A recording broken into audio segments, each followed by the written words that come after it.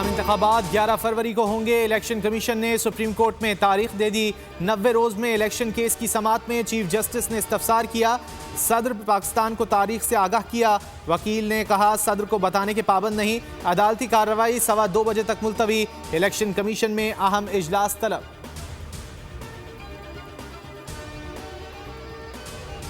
$70 करोड़ कर्ज की किस्त के लिए IMF से मुज़ाकरात। जायजा मिशन को वज़ारत खजाना की ब्रीफिंग। अहदाफ पर अमल दरामद रिपोर्ट पेश की। आलमी मिशन ने इक़दामात को सराहा। सख्ती से अमल दरामद की हिदायत।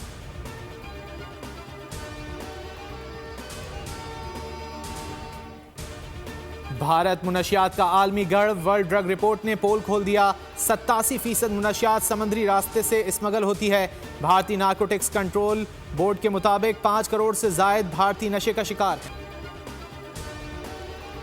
गैर कानूनी तारकीन की वापसी का दूसरा रोज मुल्कगीर मुहिम जारी। पहले रोज 17,000 से ज्यादा अफगान बाशिंदे भेजे।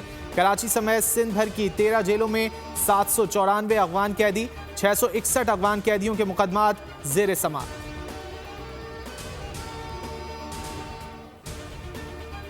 कराची में जमीयत उलमा इस्लाम का फ़लस्तीन मार्च। शुरका घग्गर फाटक से शारा फैसल आएंगे। शाम 4 बजे शारा कायदीन पर तूफ़ान अल अक्सा और सिंध अमन कॉन्फ्रेंस की तैयारी मुकम्मल। मौलाना फजलुर रहमान गजा के नुमाइंदे खिताब करेंगे। वर्ल्ड कप में भारत और श्रीलंका में मुकाबला। रोहित शर्मा 4 रन बनाकर आउट। शुभमन गिल और कोहली क्रीज पर मौजूद।